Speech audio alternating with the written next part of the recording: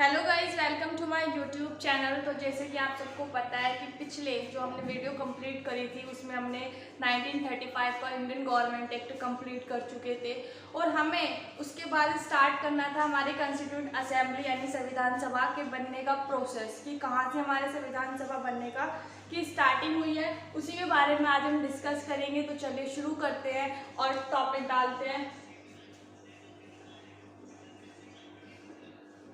Constituent assembly यानी संविधान सभा।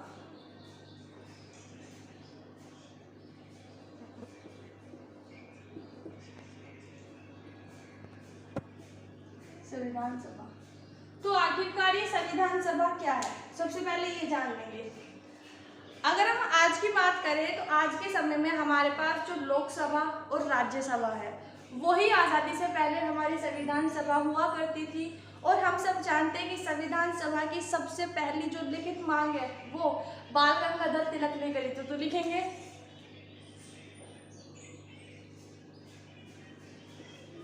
First demand of constituent assembly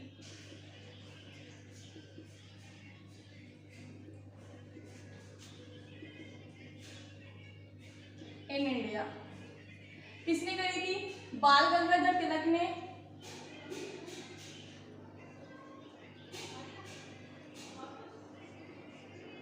और कब करी थी? 1895 को।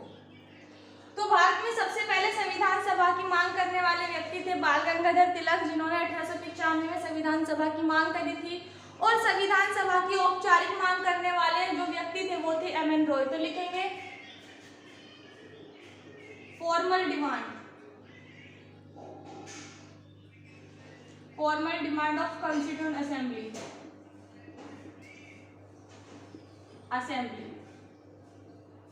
वो किसने करी थी? एम एन रॉय ने करी थी और 1934 में करी थी। 1934 में संविधान सभा की जो औपचारिक मांग थी वो एम एन रॉय के द्वारा करी गई और इसी मांग को फिर दोहराया गया था पंडित जवाहरलाल नेहरू के द्वारा। तो लिखेंगे which was repeated by Pandit Jawaharlal Nehru.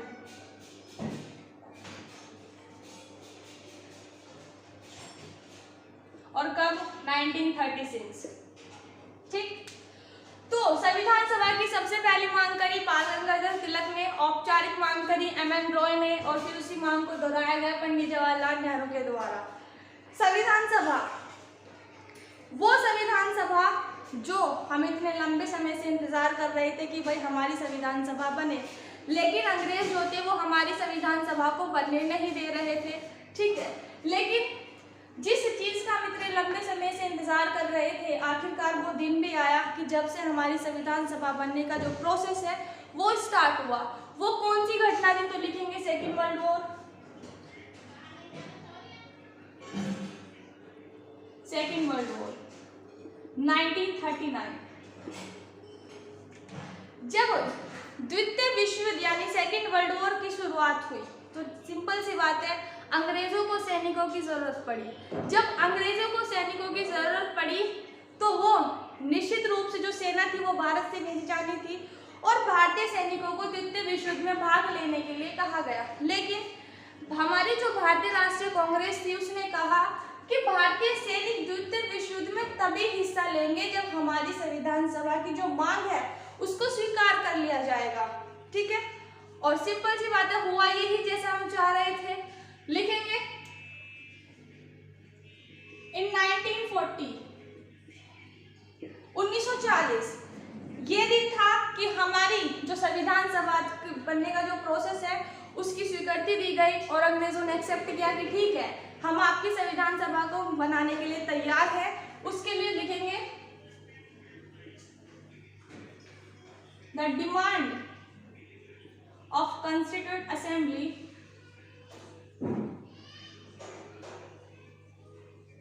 was accepted in 1940। 1940 में संविधान सभा की मांग को स्वीकृति दी गई संविधान सभा की मांग को हमारी जो थी उसको स्वीकृति दे दी गई। चलिए आगे देखते हैं। 8 अगस्त 1940 को भारत भेजा गया अगस्त प्रस्ताव यानी अगस्त प्रपोजल। अब ये अगस्त प्रस्ताव होता क्या है कि संविधान सभा की जो पहली स्वीकृति है उसी को ही हम अगस्त प्रस्ताव या फिर अगस्त प्रपोजल कहा जाता है। ठीक है, तो लिखेंगे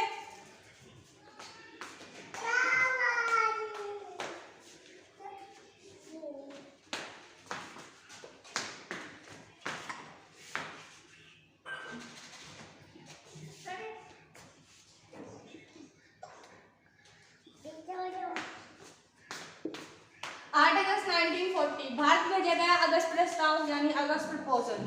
ठीक है, अब ये अगस्त प्रस्ताव है क्या, मैंने भी बताया आपको कि संविधान सभा की जो सबसे पहली स्वीकृति है उसी को अगस्त प्रस्ताव कहा जाता है।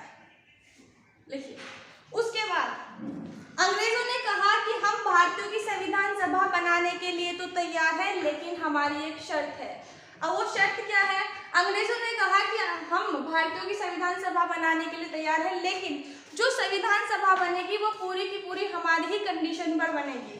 ठीक है, लेकिन भारतीयों को कहना ये था कि जो हमारी संविधान सभा का जो निर्माण हो वो निर्वाचन से हो, लेकिन अंग्रेजों ने साफ साफ मना कर दिया कि अगर संविधान सभा की बनेगी तो वो सिर्फ और सिर्फ हमारी ही कंडीशन पर बनेगी। तो इसलिए जब ऐसा हुआ तो हमने क्या करा, उनका जो अगस्त प्रपोजल था इसको ठुकरा दिया, इसको मना कर दिया, कह रहा हमें कोई हमारी संविधान सभा नहीं बनानी। और इसी के विरोध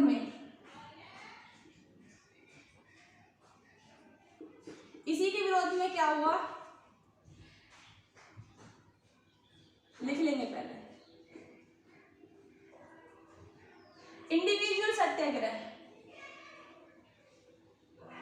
was started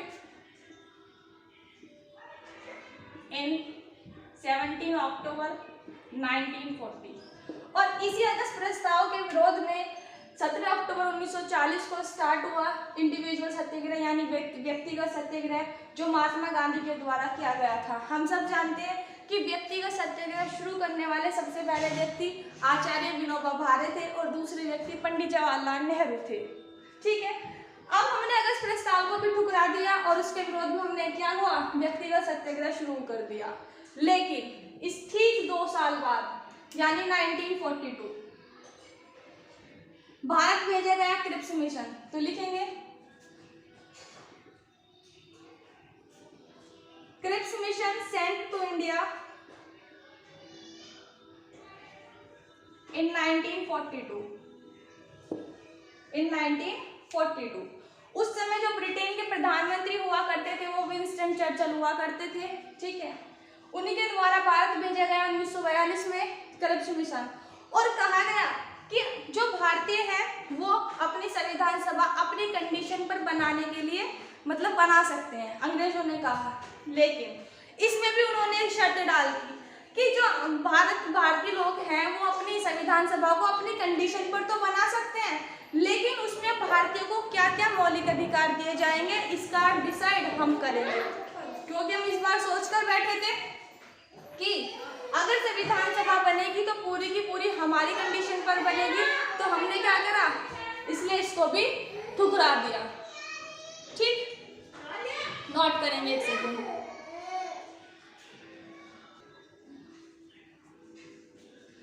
तो जब अंग्रेजों ने ऐसा कहा कि भाई जो भारतीय लोग हैं वो अपनी कंडीशन पर अपनी संविधान सभा बना सकते हैं, लेकिन उसमें जो मौलिक अधिकार दिए जाएंगे वो हमें डिसाइड करेंगे, तो हम तो सोच कर बैठे थे कि अगर संविधान सभा बनेगी तो पूरी की पूरी भारतीयों की कंडीशन पर बनेगी, इसलिए हमने क्या करा, हमने क्रिप्स मिशन को भी ठुकरा दिया। उसके बाद इसी के विरोध में अगेंस्ट दिस लिखेंगे, इसी के विरोध में स्टार्ट हुआ अगस्त क्रांति यानी अगस्त रेवोल्यूशन, जिसे हम भारत छोड़ो आंदोलन भी बोलते हैं। तो लिखेंगे August revolution was started in India in 8 अगस्त 1942। 8 अगस्त 1942 को भारत के अंदर स्टार्ट हुई अगस्त क्रांति, जिसे हम भारत छोड़ो आंदोलन कहते हैं। ठीक, अब इसके बाद एक ऐसी घटना घटित हुई जिसकी कल्पना हमने कभी नहीं करी थी। हम सब जानते हैं कि 6 अगस्त 1945 को हिरोशिमा में और 9 अगस्त 1945 को नागासाकी में। देखो, हम सब जानते हैं जब द्वितीय विश्व युद्ध अपनी चरम सीमा पर पहुंचा था तो 6 अगस्त 1945 को हिरोशिमा में और 9 अगस्त 1945 को नागासाकी में अमेरिका की तरफ से जापान पर 2 परमाणु बम गिराए गए। ठीक, जब अमेरिका की तरफ से जापान पर 2 परमाणु बम गिराए गए तो इसी के छठे दिन यानी 15 अगस्त 1945 को जापान ने अमेरिका के सामने सरेंडर कर दिया और ये जो सेकेंड वर्ल्ड वॉर थी ये खत्म हो गया। लेकिन हम सब जानते हैं कि जो सेकेंड वर्ल्ड वॉर थी ये एक शांति से नहीं बल्कि एक बहुत बड़े डिस्ट्रक्शन से खत्म हुआ था। ठीक है, चारों तरफ उथल पुथल मची हुई थी, कुछ भी शांत नहीं था और इसीलिए अंतर्राष्ट्रीय शांति को कायम रखने के लिए हम सब जानते हैं 24 अक्टूबर 1945 को यूएनओ को स्टैब्लिश किया गया था, यानी यूएनओ का गठन किया गया था। ठीक, देखो अब इसके बाद हुआ क्या, क्योंकि हम सब जानते हैं जब सेकेंड वर्ल्ड वॉर खत्म हुआ तो देशों के बीच में आर्थिक तंगी आ गई। ठीक, और इस आर्थिक तंगी की जो सबसे बड़ी मार पड़ी थी वो ब्रिटेन को पड़ी थी। ठीक है, जब ब्रिटेन को पड़ी तो हुआ ये, देखो अब ब्रिटेन पे प्रेशर आने लगा यूएनओ का भी और बाकी अदर कंट्रीज का भी, क्या कि जिन जिन देशों को आपने गुलाम बनाकर रखा है उन देशों को आज़ाद कीजिए, उन देशों को आत्मनिर्भर बनाइए। ठीक है, अब ब्रिटेन की ये मजबूरी हो गई कि वो भारत को आत्मनिर्भर बनाए। क्यों? क्योंकि ब्रिटेन के पास अब इतने फंड्स नहीं थे कि वो भारत के अंदर रहकर शासन कर सके, इसलिए अब लास्ट में हमारी सारी की सारी कंडीशन को मान लिया गया और फाइनली हमारी ही कंडीशन पर संविधान सभा बनने का प्रोसेस शुरू हुआ। और किस योजना के तहत भारतीयों की संविधान सभा बनने का प्रोसेस शुरू हुआ तो लिख लेंगे, उसे हम डिस्कस करेंगे। 24 मार्च 1946 को कैबिनेट मिशन योजना,